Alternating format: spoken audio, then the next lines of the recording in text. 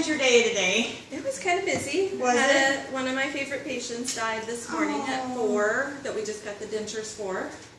And I have a patient that is at home and keeps falling, and you know, the family can't afford to pay for 24-hour caregivers, so trying to help them work through, you know, a plan to keep him safe and keep him at home, which is where they want him.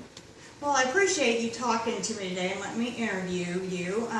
First of all, I want to tell you I'm in a speech class and I'm working on my interviewing skills. So I see you almost daily at the long-term care facility where I work, and I see you basically interviewing people. A lot of the things that you're doing is talking, but it is an interview process.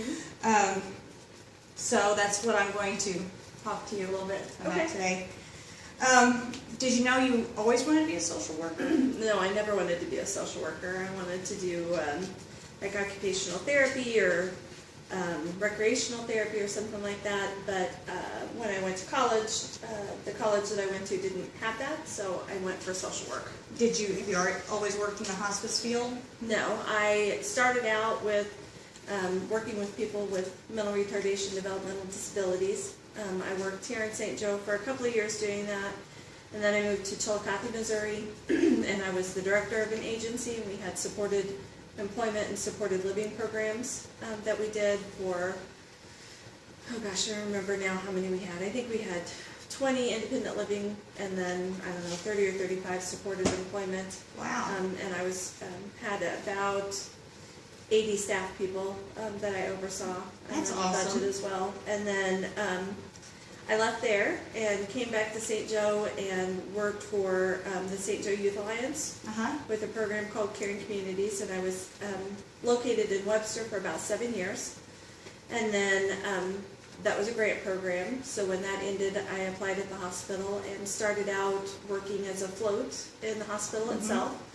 And then there was a position that came over with home health, and so I switched over to home health and worked there for, I don't know, maybe 2 years. And then there was a position that came over in hospice, and I think I've been there for about 7 years now, 7 or 8 years. And you feel I love hospice. Hospice. I can tell when you're talking to the families out there. And I notice that as nurses, we do nursing assessments. Do you do like an assessment when you go in? What's called the psychosocial assessment. So I'm looking at how they are emotionally, and then not so much in the nursing home, although to some extent, because that's still their home. But at home, then I would do an evaluation of safety in the home. Do they have caregivers? Do they have food? Do they have resources to keep them at home and keep them safe? Do you find your assessments help you as well as your other members in your team? Oh yeah. Because I know I've heard Mary Jones speak a lot about how you help the nurses and the other team members. That we really, we have a team. It's the nurse and the social worker and the chaplain and the home health aide, as well as the facility staff that we're at, or if it's in the home, then it's the caregiving staff that are at the home. And I think that we all ask enough different questions to really get the whole picture, hopefully, of what's going on with the person. Do you find ever that, dealing with families, that a lot of families are in denial with the death of their loved one? Do you deal with that? All the time. And people are at different variations of the process of grief and loss. And by the time usually that they get to hospice, they're more close to the acceptance of the diagnosis, but not always, because sometimes they have just been told the diagnosis and then they're immediately referred to hospice. Right. And so sometimes you're looking at, they just found out that they have a terminal diagnosis, they just got told they can't go back to their home, they are just entering a facility, whether it's ICF level of care or assisted living or something that's not their environment. Right. And that's a lot of losses at once. Exactly. Yeah, I can imagine.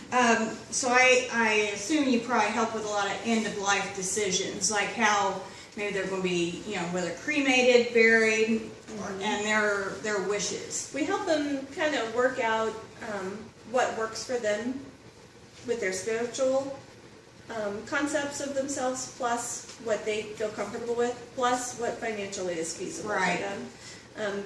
Cremation is getting to be a lot more used economically. Now, because it is financially much cheaper than having a Do you ever funeral run service. into instances where maybe the family doesn't like the decision of the dying patient? Yeah. Usually what happens in that process is that they've told the patient that they're going to meet their wishes. We've actually just had one that did this. And then once the patient died, the family just was so against cremation that they just couldn't do it. And so they ended up, doing what? paying the extra themselves, and doing what they wanted. Sometimes too, we have families that the patient doesn't want anything after they die. They don't want a service. They don't want a celebration of life. They don't want anything. Right. And so the family will tell them that they respect that wish, and then they still do something for themselves because you need closure. Closure, the family does. So, in today's, I guess, day and age, with different ethnic, different religion, and a lot of people are, say, intermarrying, do you find, say, within the last maybe 5 to 10 years, more difficult problems with that?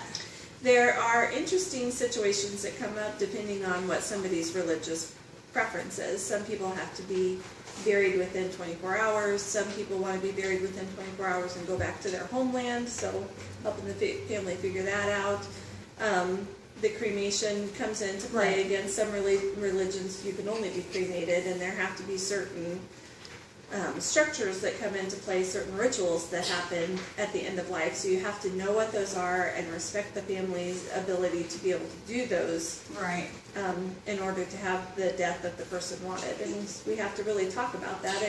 And unfortunately, in some religions, you don't talk about death until it happens. They don't plan ahead. They know what they're going to have to do, but you don't plan ahead. That's just part of it. So now, I've also seen you actually in the role of an educator too out there, where you actually, even though the family maybe has talked to the nurse about the dying process, I've heard you explain maybe in different terms, more layman's terms to families and to patients the dying process. Absolutely. Everybody, you ask questions and you hear what you want to hear the first time, and then you ask a question again, and then maybe you hear a little bit more of it, and then when they're truly in the active dying process, then things start coming into play, and you really want to hear what's going on. And some people want to know everything and be prepared for it, and some people just still cannot talk about it. So you have to meet them where they are. So what do you feel is the best part of your job?